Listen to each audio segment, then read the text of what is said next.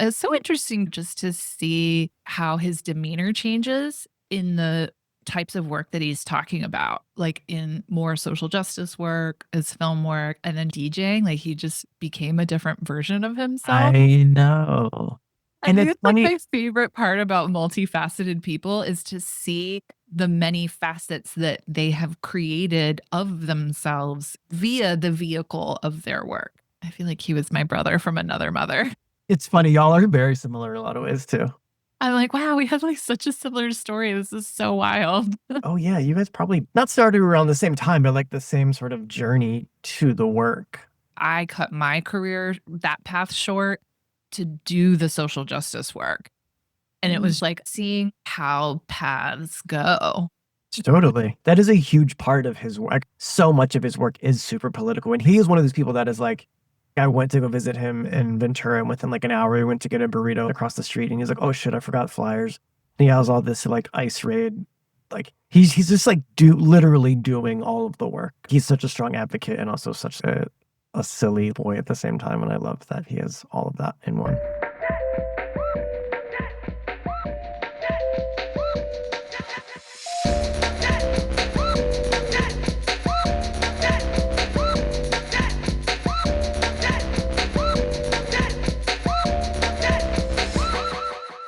Last time Keenan and I hung out, we just sat on the couch like 20-year-old college kids and just sent each other tracks. And we just like went track for track. Like, Yeah, like, have you heard this? Have you heard this? right. Every like minute and a half. I could do that for like days on end and be totally fulfilled and happy.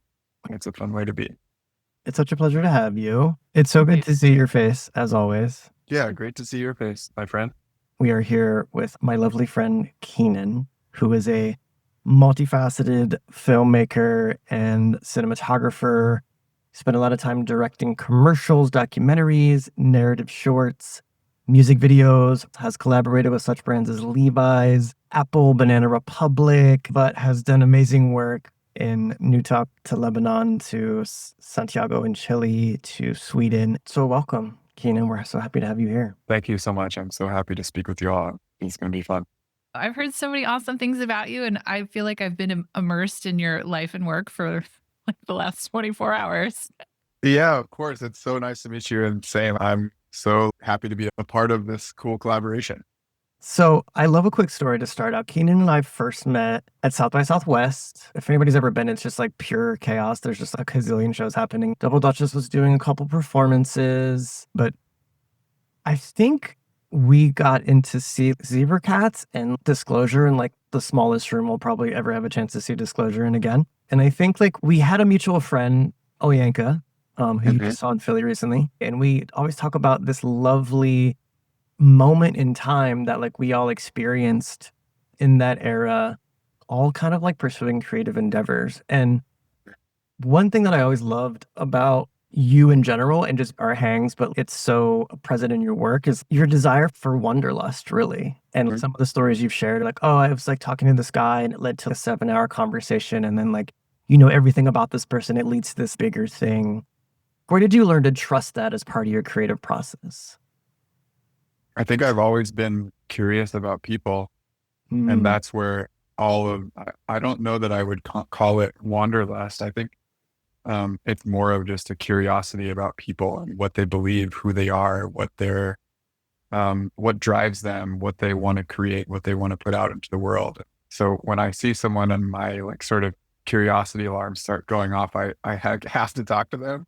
And I feel like in the United States, we're raised, I mean, with so many things, but especially this mantra of like, don't talk to strangers. And I actually feel like some of the most valuable experiences in my life have been from reaching out and talking to people that I don't know. And so I think I have just like a general fascination with people that has led to some really special experiences. I think also when you work in photography, for me, I'm naturally like trying to notice things or just looking around and taking a moment to understand what's happening around me. Usually for me, that's more focused on interacting with people and asking questions. And I think that's like driven a lot of really beautiful experiences in my life. Just that seed of curiosity. Yeah. Walk me through your decision-making process. Because I know you started out doing mainly commercial work, correct? Mhm. Yeah. Yeah. So for me, it's funny. I started technically in commercial work, although Mhm. at that time I was also creating a lot of other things, a lot of work in music, a lot of music videos. I saw commercials as an opportunity to have someone else pay for my film school.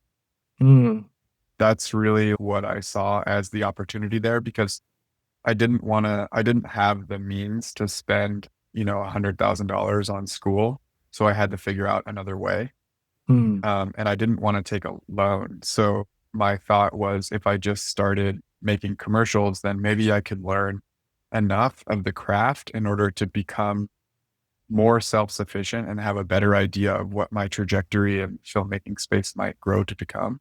And so for me, that's why I wanted to move into the commercial space. I think I also saw a lot of my friends and elders who worked in filmmaking, they supported themselves mostly through commercial filmmaking. Mhm. And I wanted to build financial stability into what I was creating. That was my idea at the beginning. And I think after doing that for about 10 years, I really started to try to think of ways that I could move away from the commercial space. It felt less in line with my values. And I think that's a little bit of a different trajectory. But yeah, I started commercials in the beginning of my filmmaking career that was my film school. That's how I learned how to operate a camera. It's how I learned how to direct. It's how I learned how to write stories, how to interview people. And I Mm. think that because filmmaking is a trade, just like woodworking Sure. or any type of fabrication, you need to learn by doing, and you need people who are more experienced to show you, to teach you technique. To Sure. and so just by jumping into collaborative spaces, I was able to learn from people that were a lot more experienced than me. And it filmmaking is kind of unique because people aren't necessarily totally siloed. Like just because you're making commercials doesn't mean you're not also making narrative films or documentary films. So I had the Mhm. chance to interface with people who were much, much older than me, had 30, 40 more years of experience than me, making all different types of creative art that Yeah. I could learn from. So I also saw it as a way, like for me, it was kind of funny, but I felt like that was my best path to learning was just to be involved in the process.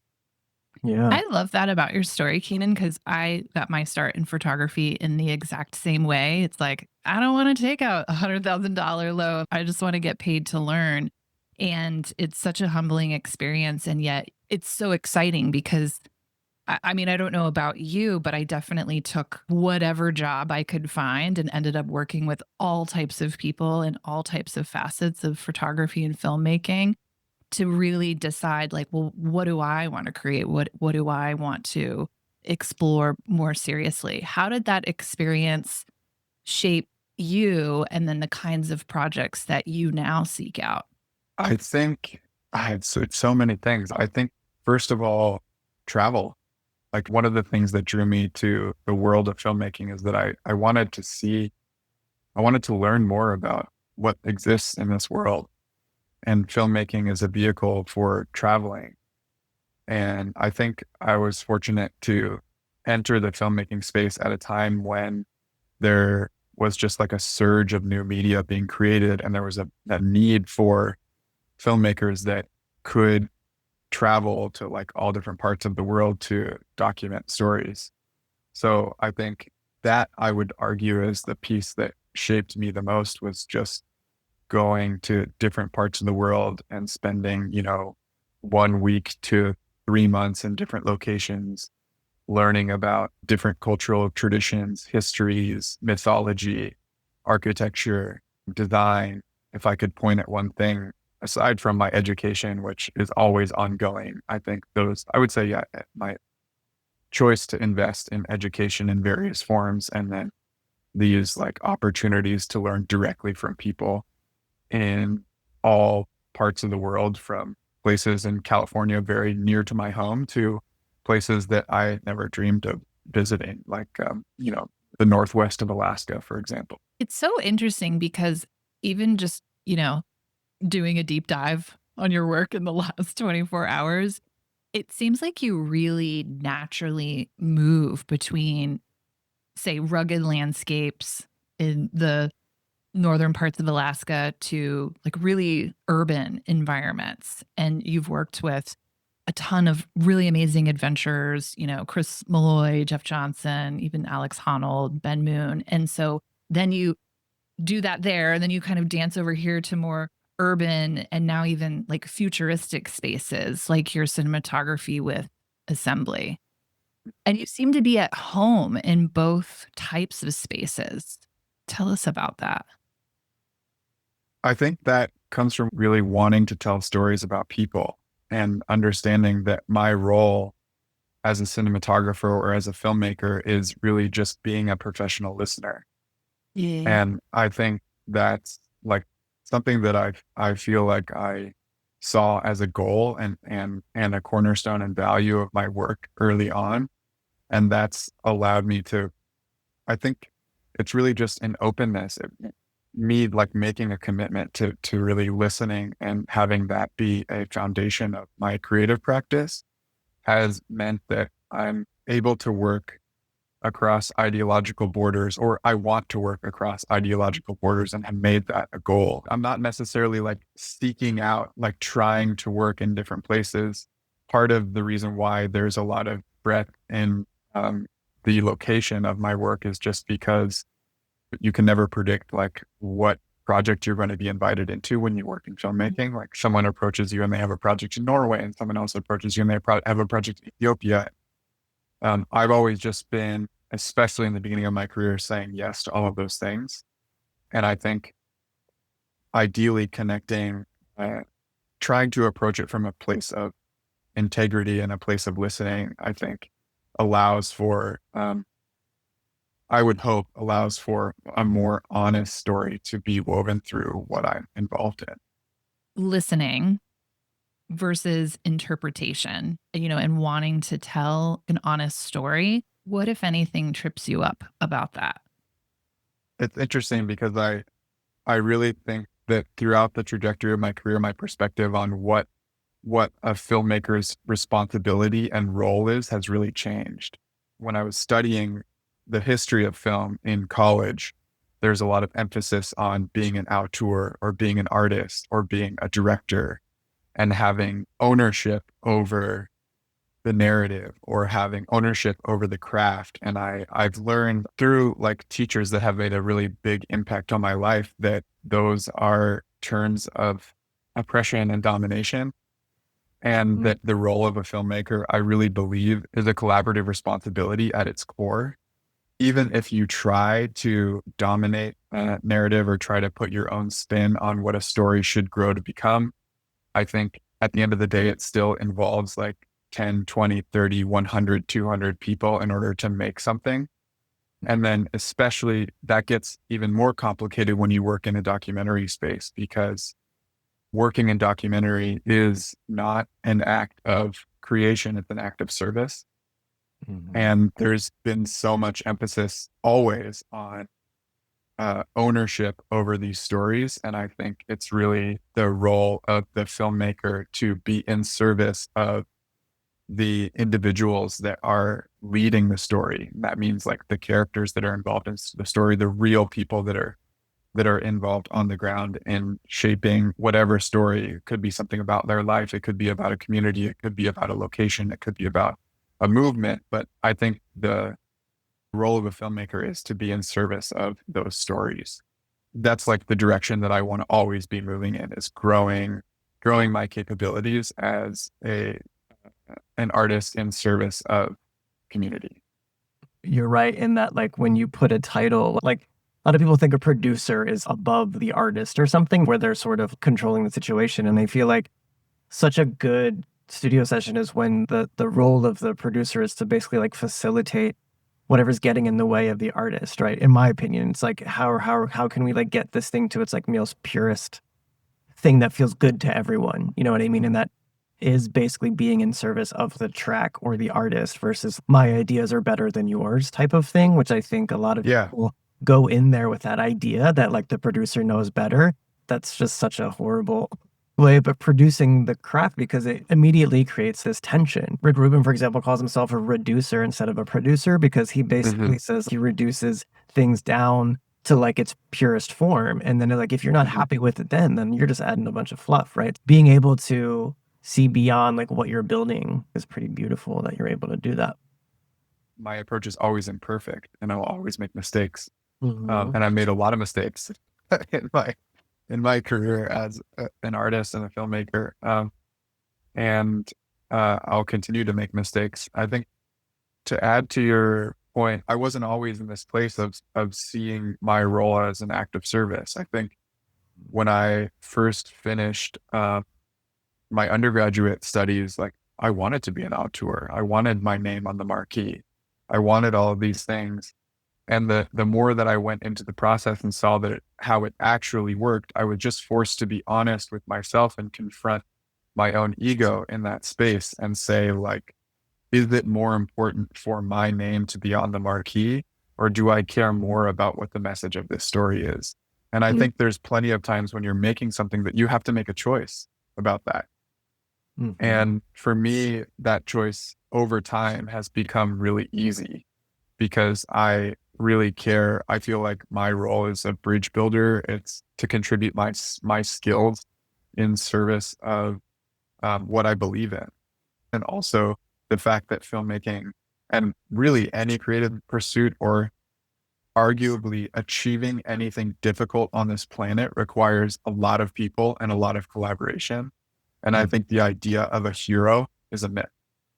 You've said in the past that oftentimes what served you is remaining open to whatever role is there, whether it's like being a PA, producer, director, cinematographer, and just like the willingness to figure it out or accept the job from wanting to be of service. Is there ever times where like you would ever get offered a job that's not quite the role that you would envision for yourself? Or is it more like contingent on what the project needs and then you'll decide from there? Does that ever conflict for you? Oh yeah, totally. I think there's many projects that I would say no to. And I think it's about really prioritizing what I have happening in my life at that moment. So thinking about what goals do I have personally? What goals do I have professionally? And then balancing those goals with the amount of time that I have in each day to figure out whether or not I can say yes to a project. I think that's really step one is like, do I have the time and will it fit within my other commitments that I already have existing? Sure. And then beyond that, it's like, do the goals of the project align with my values as a human? And if the answer is yes, then I think it's kind of a no-brainer. And there are situations where I might have the time and I might have the goals of the project will align with what I believe in. And the role that's being asked is not necessarily like what I want or what my ego wants. And then it's like, I need to examine my what's being asked of me in that moment to see whether or not I can show up with integrity. And I would hope, my hope is that I can say yes to all of those opportunities. I can't say yes to all of them, but I would hope that I can. But there's plenty of projects, like I think especially I've been getting more and more involved in community organizing work. And I think in my professional life, I'm working in doing a lot of management of teams and taking on a lot of leadership roles. And in the organizing work, sometimes I'm just showing up like to support a team of like 30 other people and filling a role. And that feels really good to me. And I think that's also been a real important point of learning and growth, connecting the dots between art and what I believe in. You've talked about that a couple of times now, just bringing up the importance of, making decisions based on what you believe in. I would hope that all of us, especially if we're creative out in the world, creating work, sharing work, that we're making decisions based on what we believe in. But what do you believe in? And how is that really guiding either your personal or professional decisions at this particular stage, 2025? There's so much going on. Yeah. I mean, I believe in justice. I believe that every human deserves dignity and respect. I believe in fighting for freedom. I believe that freedom is possible for all people. And I also believe that it's my, for whatever reason, I feel called to act on behalf of those principles. And I think what that means in this moment is speaking out in solidarity with Palestinians. It means standing up and speaking out against ICE raids in our communities here where I live in Ventura County and in LA County and surrounding areas.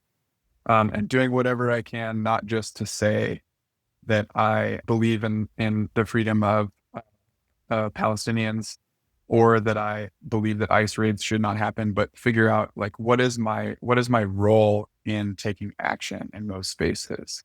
And that's something that initially I think I had a lot of fear around because I felt like I needed to be an expert before I entered those spaces.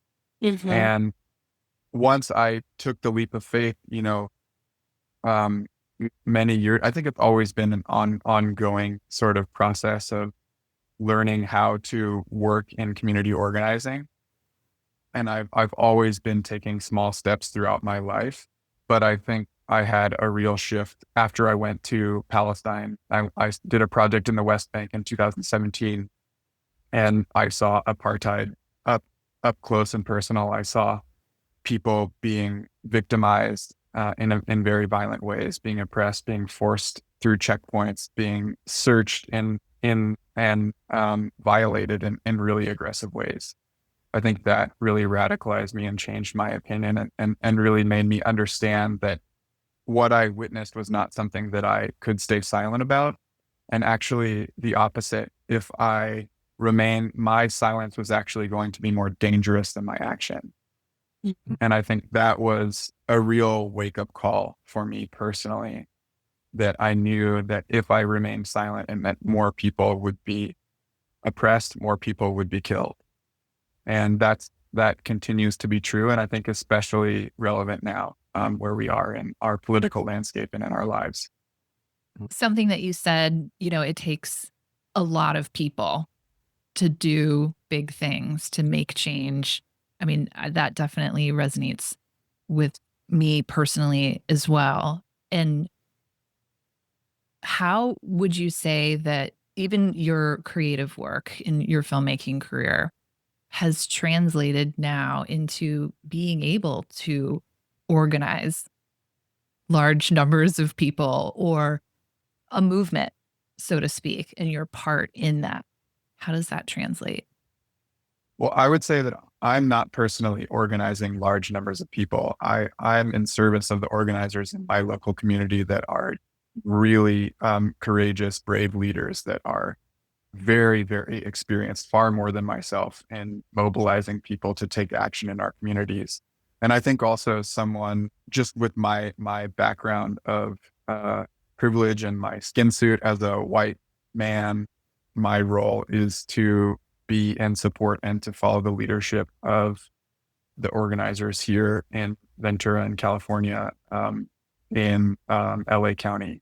So that I just want to clarify is like, I feel like I'm showing up in solidarity and in support and contributing my leadership when I'm invited into those spaces in ways where I can really make an impact with the skills that I have. What does that look like when you're invited into those spaces to contribute your skill set in potentially in service of leadership? What does that look like right now? So right now I'm part of a group in Ventura County called VC Defensa. That's where I'm being most active at the moment. Historically, I've been active in advocating for Palestinian liberation in different ways. A lot of that has been through media creation, storytelling, and filmmaking. Also in Lebanon as well. Those are more through the lens of filmmaking and storytelling. And I think initially my journey started more in that space where I thought, okay, my role is to work as a filmmaker, as a professional listener, to help build bridges to cross borders. And I think stories have power. And I think too many stories right now are pushing us toward the status quo. And the status quo in the United States means that systems of domination that we experience every day, like patriarchy, like capitalism, like white supremacy, will continue to go unchecked. And so I am in opposition to those dominating forces, which means that as an artist, it's my responsibility to speak out against those systems. And I initially saw my role as that I should use filmmaking as a vehicle to speak out, to build bridges, to listen, to try to make an impact. And that's been a valuable tool. And I think it's something that I will continue to learn from and hopefully expand on throughout my life. I also feel like I met the limits of that artistic creation on projects like the one that I worked on in NEWTOK, where in NEWTOK, Alaska, I was in small Yupik village in Western Alaska for 6 months, documenting what at that time was marketed as the first climate refugees inside the boundaries of the United States. The Yupik historically were a nomadic people in what is currently known as Western Alaska. And the Yupik people migrated across different parts of their traditional territory and moved their villages based on the seasons and based on subsistence lifestyles for food and shelter that was available in those regions. In the middle of the 20th century, the United States essentially invaded Yupik territory. So this is, not that long ago. This is 80 years ago. Invaded Yupik territory and forced the Yupik people to move to specific locations along the west coast of Alaska. They were forced to move to locations where barges could then deliver supplies to build English-speaking boarding schools. A lot of people have heard about all of the horror and human rights violations and murders that happened in boarding schools. The Yupik people experienced this oppression throughout the 20th century. Anyway, at the time that the military forced the Yupik people to move to locations like NEWTOK, Alaska, which is on the west coast of Alaska, the elders at that time said, you shouldn't move us here because our elders always said this land was going to be flooded one day. And of course, nobody listened to the elders at that time. And to this day, a lot of native science continues to be ignored. And native science, native history, native mythology continues to be ignored to the detriment of the world, really. But what ended up happening is as the climate crisis continued to intensify, both coastal erosion and permafrost melting under the village of NEWTOK, Alaska, caused the village to become flooded. So in the 1980s, the NEWTOK Village Council petitioned the national government to relocate the village to a more inland area of their ancestral homeland onto bedrock that wouldn't be exposed to coastal erosion. And for 4 decades, the Yupik people in NEWTOK fought the federal government to relocate the village. And I was invited by the directors of that project, Andrew Burton and Michael Kirby, to join their efforts to collaborate with the village of NEWTOK and the NEWTOK Village Council to help tell the story of what it takes to relocate an indigenous village. That's the backstory. It's a really beautiful film. You can watch it. It's on Patagonia's website. So Patagonia ended up buying the distribution rights, and it's patagonia.com/NEWTOK, NEWTOK. You can watch that film. I recommend it. It's a really beautiful film. It's a really powerful film. It's a devastating film. It's an uplifting film. It's emotional. It's all of those things. But I bring up this specific example as a time when I felt conflicted and feel like I met the limits of what filmmaking can be as a force for change. The whole time while I was in the village, I'm documenting people dismantling their homes, places where their grandparents lived. It's places where they've lived for generations, full of memories, full of histories, full of personal connection to the landscape. And because of actions taken by essentially like the whole global north, this community is forced to demolish what they know and rebuild it somewhere else. And so during that time, I was filming and thinking to myself, like, what am I doing here holding a camera, filming someone demolish their village I should be at Senator Murkowski's desk in Alaska yelling and screaming. And of course, I feel like my role in that project is important, and it was important. The film helped raise $25 million to relocate the village. But I think it was an important experience for me to learn that I also have a duty, a role, and a responsibility to the place where I live. That is here in Ventura, California. And my role there is to do the hard work and consistent work of fighting for the freedom and dignity of my community. Thanks for sharing that. I do remember you talking about that.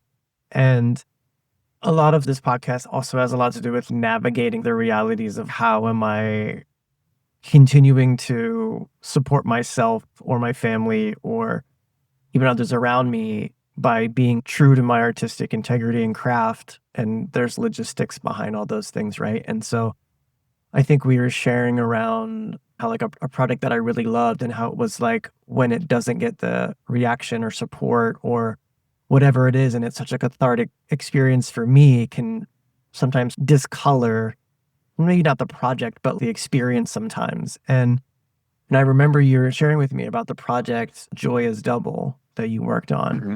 And how you had sort of gotten to a point, and correct me if I'm butchering this, but it was a short and it was in the process, or maybe still is in the process, of looking for funding. And how does that start to change the relationship of the craft for you when a project is in the process of seeking funding or just money and needing larger corporations or companies to get involved? And there's that sort of, I kind of describe it as like this sense of like powerlessness where you want it to grow, but you need others. And it's similar almost to what you were saying of like, oh, I'm holding the camera, but I feel like I should be doing this. How does that affect, or does it affect your process creatively, either emotionally or sort of spiritually with the work? Absolutely. There's an impact and effect. I think there's a million ways to make a film. I think I can speak mostly to like the filmmaking world because I don't really have as much experience outside of that. Mm-hmm. But there's a real attachment to getting a film seen on a major platform.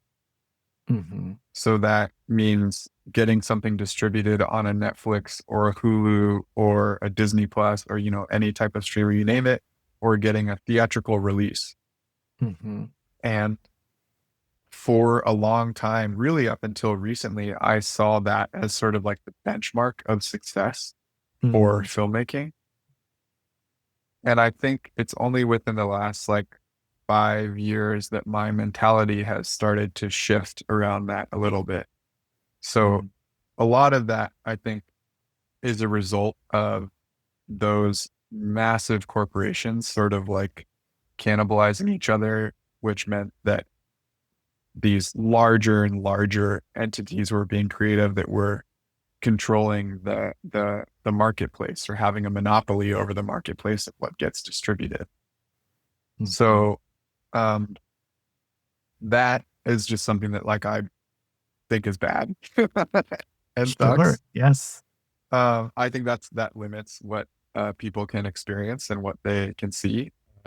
But it's also the reality of filmmaking exists in a capitalist marketplace, and it will always have those forces attached to it as long as it lives within that space. So initially I saw like getting something distributed or a theatrical release as like the ultimate benchmark of success.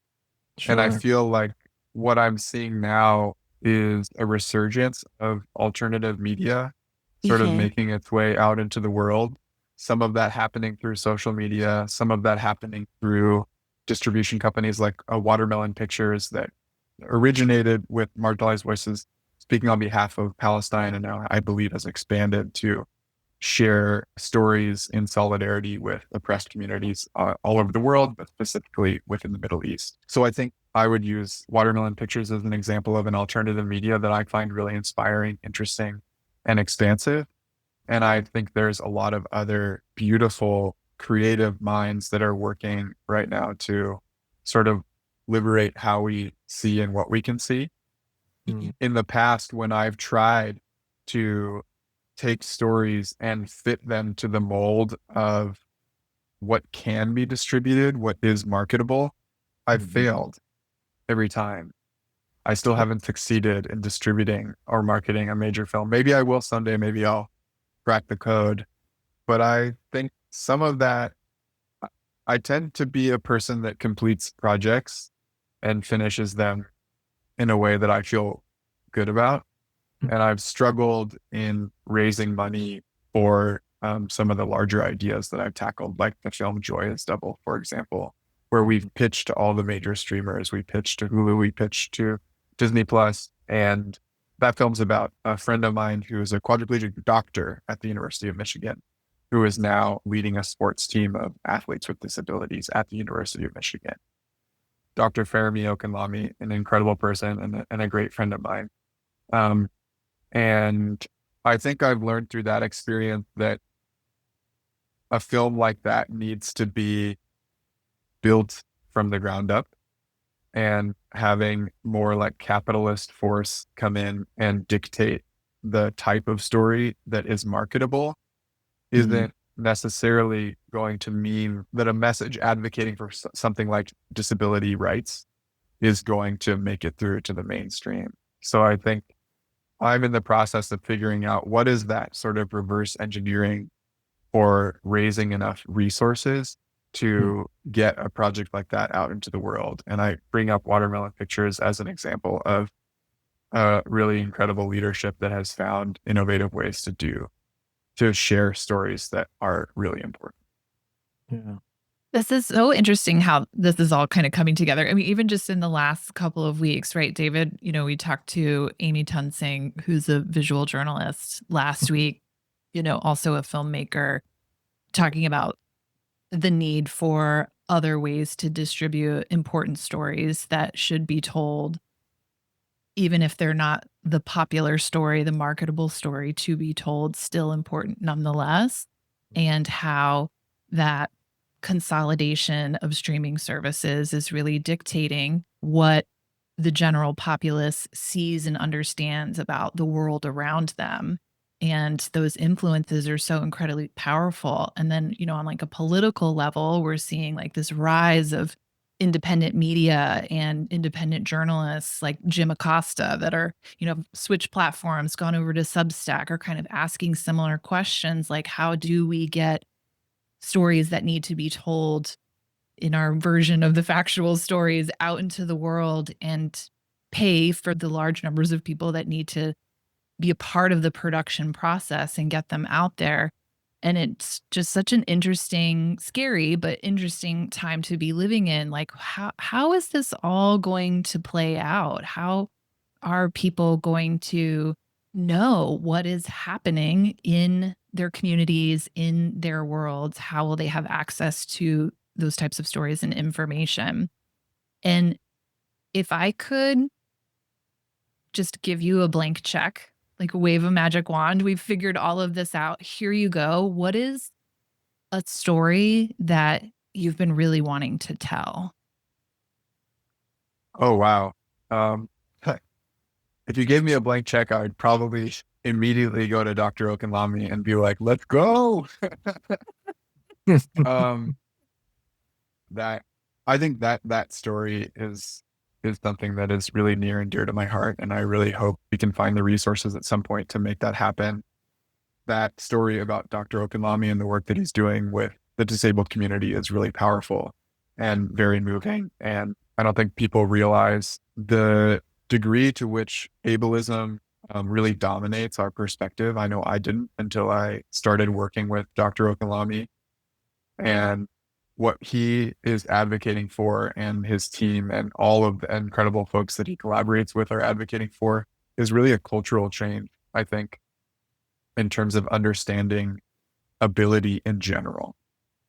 And that's a very powerful message and something that is a really needed change and transformation in our world today. So I think if I had a blank check, I would love to advocate for that story and to help share Dr. Okanlami's message.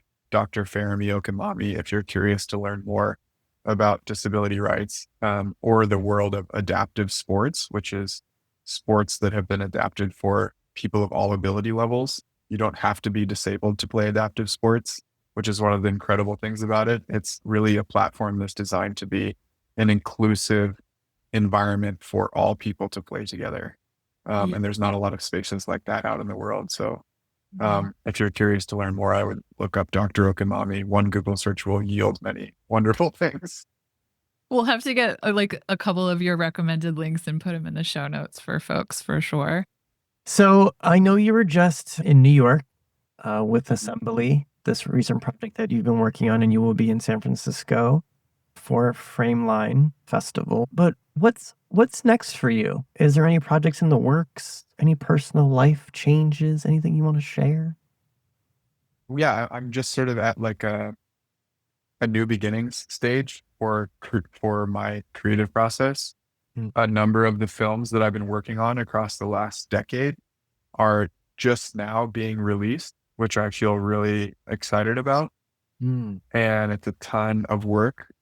So NEWTOK was released in 2021, and then I pretty much immediately went into working on Assembly.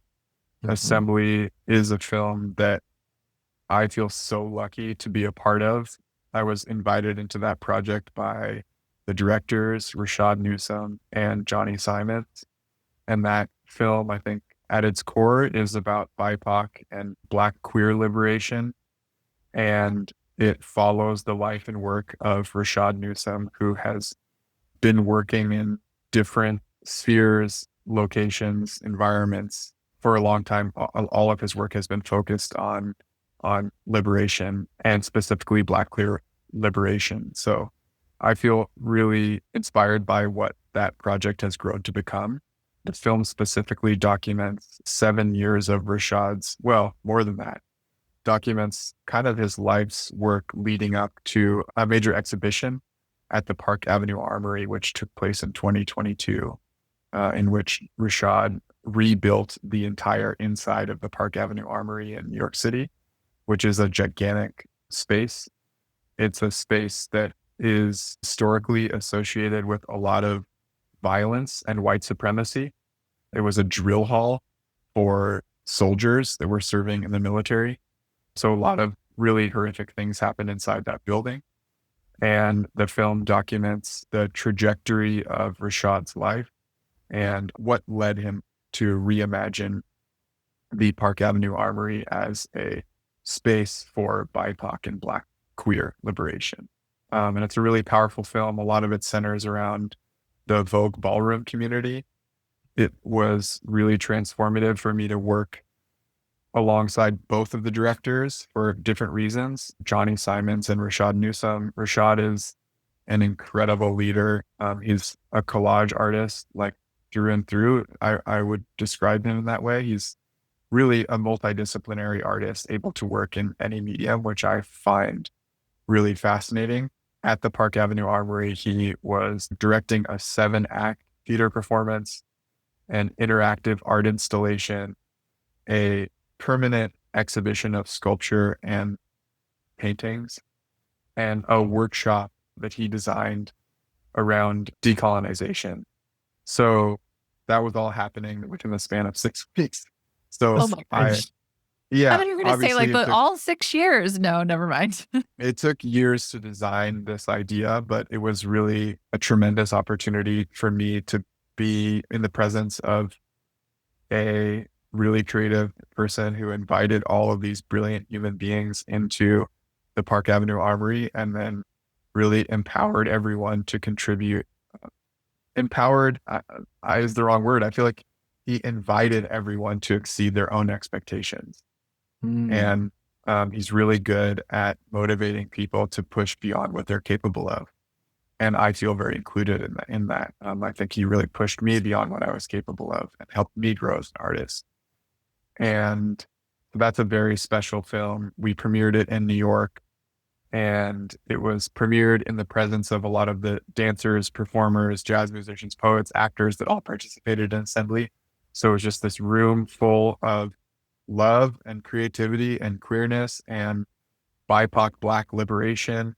And it felt wonderful to have a glimpse really of like what we're all capable of as human beings and what awaits us in the future. I feel like we could have you on for an entire episode just about that. Oh, Better be. yes. Just about that process. I mean, I've like looked up a lot of Rashad's work and I'm just blown away at his ability to navigate in so many multidisciplinary spaces and really embracing technology. I mean, it's like such a hot topic in the creative communities right now, hate AI, love AI, what are we doing with Mhm. AI? How and Mhm. like his viewpoints on technology and how he's embraced it and then utilize that as a tool to invite others, to your point, exceed their own expectations of themselves is really beautiful. I can't wait to see the film. Yeah. Yeah, it's really wonderful. I hope y'all get to see it soon. Hopefully we'll do like a little Baltimore premiere. We're I not also that want far. to I also want to give a shout out to Johnny Simons, other director, who's the first person that mentored me in the filmmaking world. When I was 19 years old, he hired me to be an assistant editor on one of his projects, and he's a really, really tremendous director that I think I've really had a chance to learn from Johnny. Like, what does it actually mean to stand with integrity and be in service of the goals of a project? I think Johnny, in my mind, is somebody that fulfills that. He also has a really disarming presence about him that allows him to be like, to connect with people in a way that invites vulnerability and emotion, unlike anyone else I've ever been around. So having the chance to sit alongside Johnny through all of the interviews that we did, I was the cinematographer on this project, so I was present for a lot of the interviewing, and Johnny's leading most of those interviews, and it was really a privilege to be in the presence of someone who is so skilled at having like really, really tough heart to heart conversations on camera. Yeah, the teaser just looks amazing, and I can only imagine like the limited experience I've had around ballroom folks and that sort of energy, and I don't know, just hanging out with dancers in general, just the freedom and like the spontaneity of it, and then just to see it on such a larger, well thought out, intentional scale, just must have been such an amazing experience. Yeah, I really encourage everyone to go see this film and experience it. How Rashad sees the world is really special. How Johnny sees the world is really special. And the fact that all of these incredible people, poets, musicians, filmmakers, actors, visual artists have really contributed to this project. And I would say that centering the voices of BIPOC and Black queer people in the space of assembly and in the film itself is done in a way that is really profound. And I think imagines, like I said, imagines a future that that will happen, that will exist, that we can all aspire to celebrate. Mm. Well said. Keenan, I want to just keep you on here this whole time, I have but so many more questions, but can we uh, have you for 2 hours? I'm down to talk a little more if y'all want to. I mean, I'm just so curious because, it sounds like a lot of your influence has come from, like, you've talked about poetry a lot. I've read about poetry a lot. I've seen some of your work that has involved your poetry and music. And in some ways, I mean, what's the best way to ask this question? Okay, I'm just going to go on like a little tangent, but I'm going to come back to the question. It feels like early in creative careers, it's really easy to go with what you're inspired by. Like, oh, I'm inspired by this music. I'm inspired by this novel. I'm inspired by this landscape, this person, this conversation, and just kind of create what you want to create. But what I'm really hearing is that you, as a person, as an adult, evolving in this world and being a listener and hearing the importance and impact, of people's stories and that those as in service to them to be told, do you still get to just create from the things that you're influenced by just for the pure sake of creation? Or does it feel like your relationship with that has changed? Does that make sense? It totally makes sense. Yeah, and I think absolutely, like both are true. Like my voice is valid and my voice is important, and I believe in what my artistic voice can share. And at the same time, I think it's about really for me, it's like, what is the story? What is the message? And the story and the message that will then dictate the form. Like, I think I start with like what poetry for me feels more exploratory. I don't always know what I'm going to say or write. I think poems are sometimes revealed. They're not always decided. But then I think like with filmmaking, for example, I think it's totally valid to create a story that comes from your heart that really emphasizes more of your own voice and perspective and ideas. I think where that comes into conflict or challenges in the actual like function of making a film, which requires a ton of collaboration and which rests on the shoulders of a lot of people giving their hearts to a project. So I think the I think it really depends on on what is being said, what is the form, and yeah, I think there's always value in sharing your voice and just being creative and being vulnerable and wearing your heart on your sleeve. I think that will be valuable to the end of time, and that can take any form that you want it to take. And I think it's for me, it's like I don't like to create like rules or boundaries around what that looks like. I think I'm also thinking about where do I fit in the message that I want to share and how much of my voice is important to emphasize and where is it important for me to invite or listen or learn from or follow other leaders in those spaces.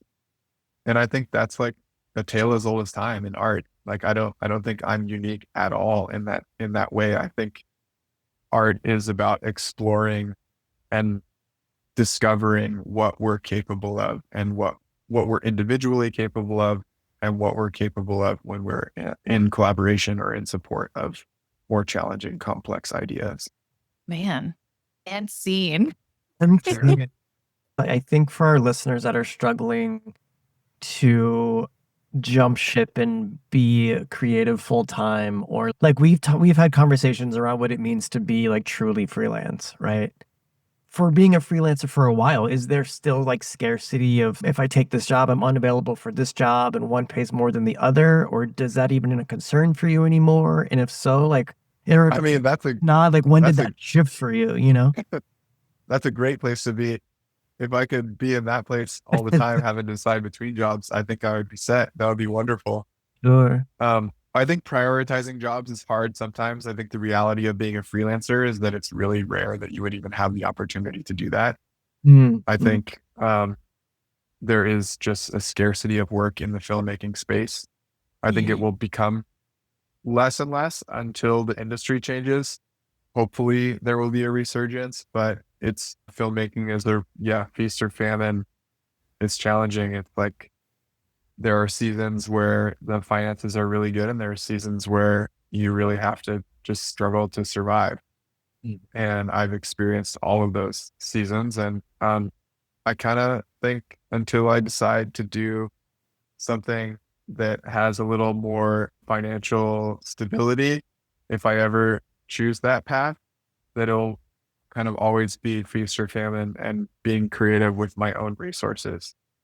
But from like a tactical, practical standpoint, I think the whole feast or famine cycle is something that keeps people from choosing career paths like this, even though it might be their absolute heart's desire, or it keeps people from really going all in. And so they've always got, the other full-time or 9 to 5 job or part-time job that fuels this as like a side hustle or a hobby, which can limit them creatively as well, which limits your, however you define it, success on that trajectory, which then kind of contributes and underscores the whole feast and famine thing. But the feast and famine thing is a real thing, except if you just like learn how to manage your money. I mean, that from like a tactical, practical, it's like I hear this all the time, but then I also see like how people are not saying to themselves, like, I've chosen an unconventional career path and I will learn the skill of managing my financial resources.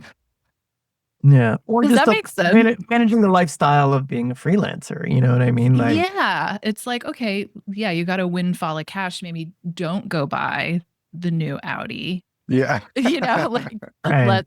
like, how are we going to manage that to make sure everything's copacetic for the next 6 to Like 12 months? the perpetual like winter is coming. You're never quite sure when the season is, so like just be prepared that winter's coming, so to speak. Swagger like us was we didn't do parties in the winter, and we quickly needed to remember that like yeah, some months were great, but that just made the other months like doable. So learning that, and I guess like Keenan, kind of from what I'm hearing you saying, is that through time of being a freelancer for long enough, you sort of learned how to kind of weather the storms, so to speak. Yeah, I think to a certain extent, I think that's honestly becoming harder and harder in the world of filmmaking, Mhm. just because there's less and less opportunity to earn money, really.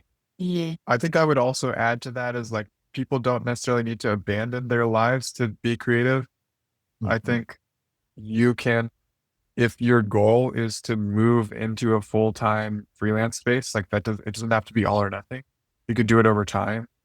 You can, I think what is really important is identifying a goal and being consistent about moving toward that goal. And I think that's more important than really uprooting your whole life. Like I talked to a musician last week. I was on the train to New York and I sat next to this musician who was 22 and I asked him how he learned how to play guitar. And he just gave me this like piece of wisdom. And I was like, that's so amazing. He's like, yeah, I just played I spent a minimum of 10 minutes a day. And I realized it wasn't about how much I practiced. It was more about how often I practiced.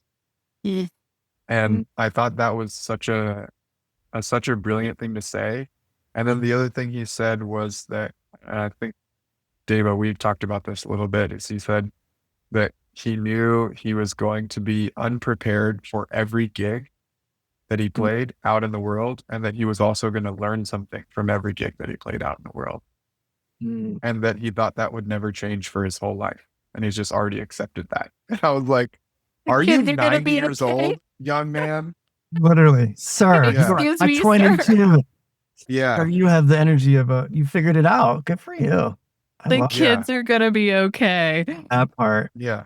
Oh my But I gosh. think that relates to what we're discussing, which is like, Yeah. I think there's always this emphasis on like either or, and people put pressure on themselves to be either or. And some people might need that, like if you're writing a novel, like you might have to transform your whole life to, and really commit X amount of hours per day to making that happen. But if you're trying to learn a new skill or be involved in a new professional opportunity, maybe there's other ways that don't require like a 7 days a week full schedule reset. And maybe you can create a goal like, I want to be on set, which means I'm going to use one of my like, I'm going to take a day off and like go learn how to be on a film shoot for a day and Yeah. still keep my job. I think there's lots of ways to do it, and there's lots of ways that people have done it. I think now too, it's just becoming so much more normalized. Like there are so few 40-year careers unless you're, potentially doing some kind of trade or having a professional degree, like as a surgeon, and just Mhm. normalizing culturally that you're probably going to have 7 different careers or 7 different iterations of your career, and that's okay. And some support others and some are simultaneous. And I'm really excited to see the cultural shifts that brings. It's interesting, especially in the music world, because I feel like with streaming being the way that it is and everything else that's happened, it's so difficult for people to actually be a musician full time these days. And so you've seen so many people who you think were just like making money aren't art. But I think there is something to be learned from that as far as how you can still create art, fulfill yourself, fulfill your desire to keep that going without it needing to be sort of your full-time gig at the same time, that it Yeah, and doesn't need to be about a salary in every, yes. so to speak.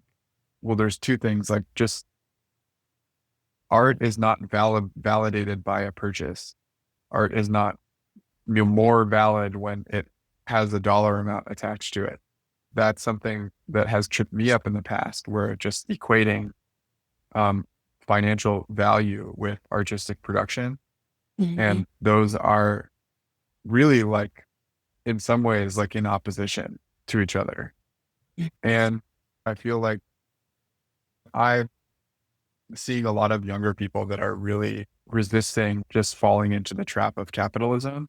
And I think there's a lot of artistic production that's happening and movement building that's happening to push back on those forces. And I'm excited about what that will generate, and what we'll see in the future. But I would just encourage people to remember that art is about you, about your heart, about your family, about your community, about the world you want to see, about your voice, about your dreams, about your curiosities. And none of those things will ever need to be validated by money. And I think creating for the purpose of creating and letting that be whatever it is something that can bring so much joy.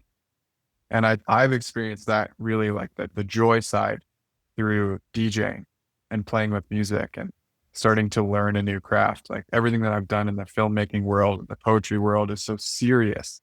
And I'm always, like, trying to do something profound or, like, push what I'm capable of as a human, which is all great. And I'm so grateful for all those experiences. And sometimes I just want to play and have fun and sit in a room with Devo for 2 hours and practice, like, weird creative transitions and, like, strange voiceover sequences that I've recorded, and mix them together and see, like, what they sound like. And yeah, I've found DJing to be such a gift, where it's not about any outcome. It's just about the fun of doing it. And that's, like, it's the best. Devo, maybe you agree. Maybe you both agree. I feel like we're from this generation that really emphasized do what you love. Do what you love. Your work should be what you love. And I think now I'm like, shit, like, they got us again. Like, we fell for it. I'm not a fan of your professional work should be what you love. Your job needs to be what you love. Oh, I agree 100%. Yeah. Like, don't get paid for what you love. Keep it as the thing that you love. Just get paid for something that you're good at, that you enjoy, or that you want to That learn part. how to be good at because you enjoy the learning. This is Yeah. that is such a very full circle moment, because right before I left California, I was visiting Keenan in Ojai with Cry. Hi, Cry. I love you. And we were having a talk somewhere. It was, like, cute. I forget. But we were talking about, As one does in Ojai. we were just like, it was just a moment. And, like, you were basically asking me, why is it hard for you to create something just for the sake of creating right now? And I had a lot of trouble answering that question, but I knew that was the question I had to figure out how to re-answer for myself. Some doors were closing, things were happening, but I was really experiencing, like, true spiritual burnout, I guess is the only way I could really refer to it creatively, for everything that I had done up to that point. And I'm so proud of all of it, but also taxed me on, like, a spiritual creative sense. Everything was attached to the next thing. How am I going to release this? Who's going to put it out? What is it going to look like? Just all of the details that were so not important in that moment. But I had trained myself to think about that. And I feel so fortunate now, really coming back to this area, spending time with you on the couch for 2 hours, skimming through talks, and just really being like, oh, the chase of this is what I love. Like, the emotional chase is such a release for me. It's easy for me to sit here and be like, oh yeah, reconnect to the passion. But that was such a process. And I'm so grateful that we had that conversation, and now we can have this conversation. And I feel like in such a different space around creativity. And I think we just need to normalize having a dance party for, like, 2 of your friends. Yes. Oh my God. Which is Keenan and I's goal. That's ultimately the best anyway. Like, you talk to professional DJs who have, like, played the biggest venues in the world, and they'll be like, I would rather play a house party for 5 of my friends than play, like, a giant coliseum.